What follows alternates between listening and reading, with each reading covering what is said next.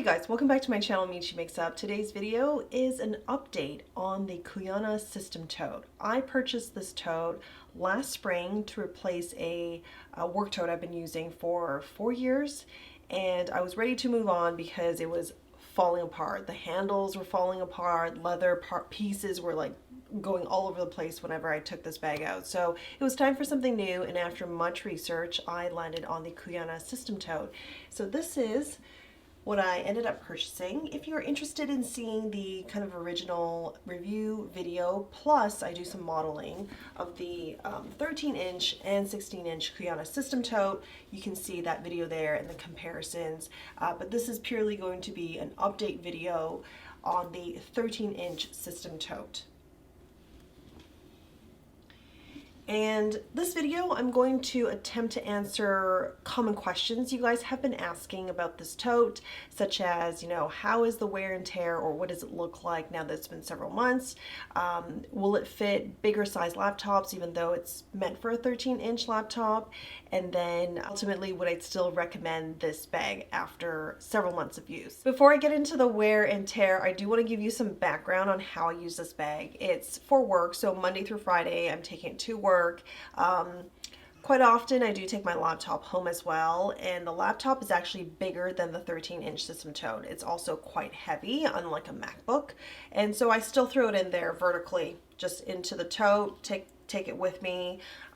When I take it to and from work, I don't throw it around. I'm not particularly tough or rough on the bag, but I'm not gentle, and I don't gently set it onto the desk, or I don't gently set it onto the table or chair at home. I just kind of plop it down. I think that's probably the best description for the action. And so with all of that in mind, this is where I see the most wear and tear, is at the top, because I'm taking the handbag like this, and then also using this part to put the handles over the shoulder. It is also where all the weight is hanging off of, especially if I'm just, my laptop and everything is in here and I'm just holding the tote like this to and from the car. So understandably, there's going to be all kinds of wear. You can see the stitching is fraying and sticking out, and I didn't trim it on purpose because I wanted to save it and show it to you guys. Also, the kind of pebble texture you have all of the bag is also being worn out. A bit slower, or not as apparent on the other side, but definitely the top. So see, just ever so slightly, the glue that is holding the leather together, the handle, is cracking. This is normal wear and tear. It also happened to my Everlane tote, which is what the system tote replaced. And I am curious how long this is gonna last, but once again, that laptop is heavy, and I'll throw in, at times I'll even throw in the laptop charger, my mouse, so it, with all that considered, I think it's held up pretty well. I wouldn't say that it's exceptional with handling all of that, but I think I've gone beyond the capacity that this bag was actually meant for. So with all that in mind, I think the wear and tear has been pretty good, actually, up on the handles. For the rest of the bag, I think, given the colors and just how even the coating over the leather sort of protects it, it's held up fairly well. There is definitely some wrinkling, especially here, because as I sit it down, you can see where the weight is of the bag. A question came up. One of you guys asked me, hey, is this a slouchy bag or structured? Will it stand up on its own? And the answer to that is no, not when you first get it. The reason for that is you can see there is a, I bet it's cardboard here with the leather placed on top, but you can see there is an extra material lining the bottom to protect the bag, which is good. It's a good feature, and you won't find it in less expensive tote bags, but it's still fairly soft. And when you first get it, the bag, you know, nothing's really been put into it. There's really no breaking in the bag, so to speak. So it will not stand up on its own. However, over time, as you maybe put a laptop in and anything with weight and you sort of toughen up that area, you broke it in, then it can stand on its own when you place it on a flat surface. However, the rest of the bag is not structured, so it is slouchy, and that's how some of the creasing happens over time. So you can see here, this is the creasing, and for whatever reason, I just had like more weight on this side, or just how the weight was distributed with all the items in the bag, and that's where we see more wear. This is the side. Side is looking up, or holding up, holding up pretty well. The corners too are holding up. I don't see any cracking of the leather, and that's good. The bottom also looks pretty good, and same thing on the other side. There is rubbing off or grinding down of that pebble texture. Some of that is disappearing. It's becoming like more of a smooth surface, but no cracking of the leather.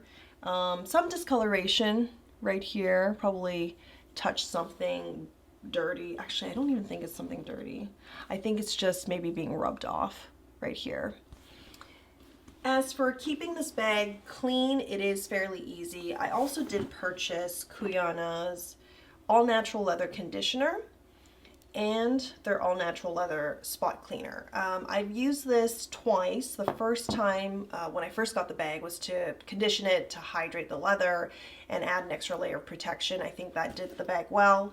And then I cleaned it maybe about a month and a half, 2 months ago with a spot cleaner, and then went in with the conditioner, and I was really happy with the results because the bag instantly looked brighter.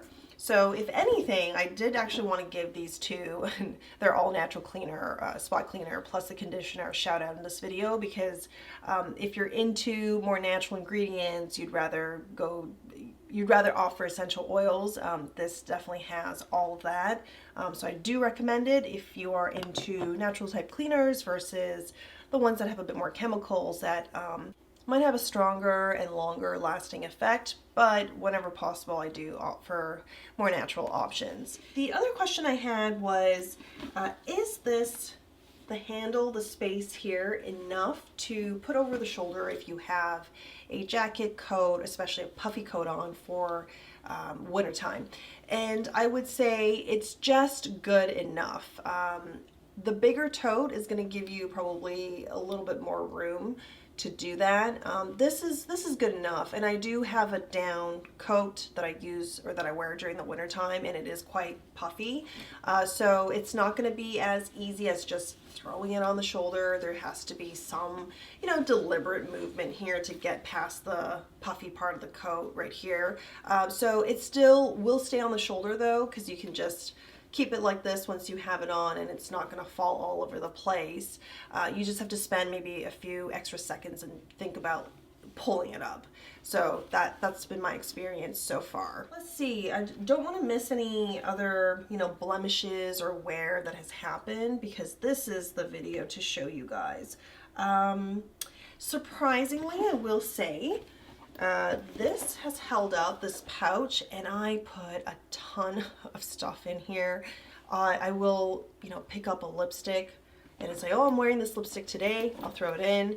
Next day, if I'm wearing something else, I'll throw that into here. And before you know it, by the end of the week, I have about 6 different lip products in there, and I'll have, you know, maybe like my hand sanitizer thrown in too. So it actually holds a lot, and it's kept its shape really well. So I've just been impressed with this little pouch here. The other part that does or is showing wear are the buttons. And I have not buttoned up this purse often.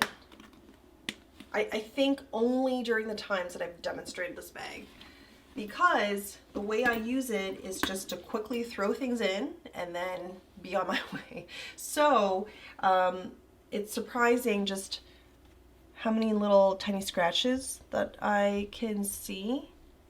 I think the coating of the hardware could be a little bit better. That's my main thing. However, if you're like me, you're not going to use this feature a lot, you're probably fine. And I think the scratches that I'm seeing here is probably from me throwing in things into my bag and just having it hit here. So with that considered, it's probably not too bad, although I would have preferred slightly stronger coating for their hardware. The other piece I really like about the System Tote is you can add different types of pouches. I decided to purchase this here, this insert, which is designed for laptops, and it fits my MacBook just exactly perfectly with like a little bit of space on each side, but it will not fit the large MacBook. I think that was one of the questions too. It won't fit a large MacBook. It also won't fit larger laptops. My work laptop, for instance, I will put it in, I'm just going to use this eyeshadow box here. I'll put it in like this rather than like this, just so, well, the nice thing is, you know, I can still take the handle of the bag, even though it's a bigger laptop, and still hold it and make it to my car without any problems. But it's not going to fit nicely horizontally, so that's something to know. The nice thing though, if you do have a laptop and it fits perfectly within the insert, is you can very much secure it. And then also buckle up the buttons on top of the System Tote, and that way like everything is very secure. So the System Tote is suitable for traveling if you feel good about wherever you're going, where pickpocketing, things like that is not so much of an issue, because the best way to avoid being pickpocketed, you know, through your purse or tote is just to have a zipper. But I think the buttons are just fine, just making sure things don't fall out if you're going to places that are fairly safe, and that's not much of a concern. The way that I use the System Tote besides for laptop is I kept the original cardboard that comes with the insert, and I'll throw in things that that aren't bendable or foldable and I don't want them to crease. So like papers. Over the holidays I sent out a bunch of greeting cards, and I would put all the greeting cards in here and have the System Tote sit really nice upright in the insert sit really nice upright in the System Tote, and just take it to the post office. Had no issues or no bent corners, and so I thought that was a nice hack to have. If you want to do that, but you don't need to transport a laptop and you're not considering this insert, they actually have a smaller insert that is meant for the tote, and it could function the same way. You can put your own piece of plastic or cardboard, anything to kind of prop it up more. And that way you can also use it to transport papers or cards and anything that you just don't want creased or folded. So I think what's really great about the tote, again, is for its namesake, it's a system of inserts and things you can customize to really suit your everyday needs for the bag. The one thing that I do want to mention with the insert is, even without this cardboard piece, it's quite heavy. It's the same type of leather the bag is made up of. When you add this insert into the bag, it does add some considerable weight. And it also probably would make your bag fall over much easier than it would if there was no insert. So that's kind of interesting. You would think if you had an insert in there, it would help. It would help if you had a laptop. So sometimes having that extra weight is what helps hold the bag up, but it's still going to be slouchy. Yeah. Overall, I've been pretty happy with my purchase. I think the verdict is still out whether this is gonna last as long as my Everlane tote bag. However, so far it's been good. I don't get too upset. I actually don't really get upset at all. You know, if it becomes dirty or some dirt is on it, because I'm like, well, it's probably going to be easy to clean, but also it's just not, it's just meant for a little bit more heavy duty. It can be kind of plopped around, thrown around a little bit. It'll survive. It'll be just fine. So I am overall still happy with my purchase. In fact, I'm looking at another Cuyana tote bag, or even their backpack. I know that's a lot different from tote to backpack, but I'm looking at a second Cuyana item because I find that this one has been a good experience. So I'd like to try some of their other products.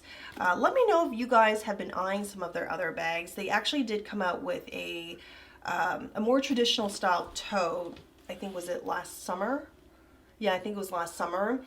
And it looked a lot like my Everlane tote. And I was like, oh well, you know, that looks really nice too. Although I don't need another tote, I definitely have my eye on it. If you guys have that tote or have seen it in person, we don't have any Cuyana stores here. Let me know below what your thoughts are. If you've gone to the store and tried the different totes, like let me know how you find them.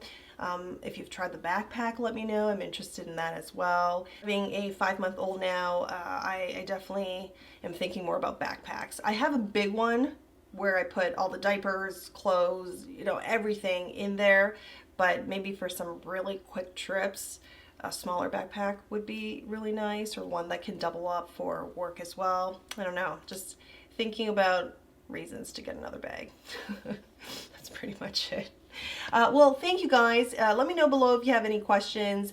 And also, if it's ever helpful, I actually do when I spot sales from Cuyana, which is not too often. I think their sales are nice. They can be a bit limited, but whenever I do spot them, I try to like put that link right below in the description, and I'll change it out every time it changes. So anyways, if that's helpful for you and you see a link down there, there just might be a sale going on. If you come to this channel or you view this channel for makeup, today I am wearing a combination of Suku and Chanel. So for lips, I'm wearing Chanel's, actually a new shade, number 62 Intuitive. This is their Luminous Matte Lipstick. So I find that it is quite pretty for fall and winter. And then for eyes, I'm wearing Suku's Quad 107. I think this was released last winter time. Also very appropriate for this season. And for cheeks, I paired it with Suku's Pure Color Blush 129, which I love this kind of blush, like beigey, pinky. It's great for like a subdued look, whether it's during the summer or winter, but I'm especially into those colors for fall and winter time. And that's all I have for this update. If you're new to the channel, welcome. Consider giving this video a thumbs up, subscribe, and ring the bell to get notified every time new content is released. I review a lot of luxury makeup, luxury skincare, clean beauty, and handbags. This year I'll try to add in more fashion content. See you guys in the next one. Bye.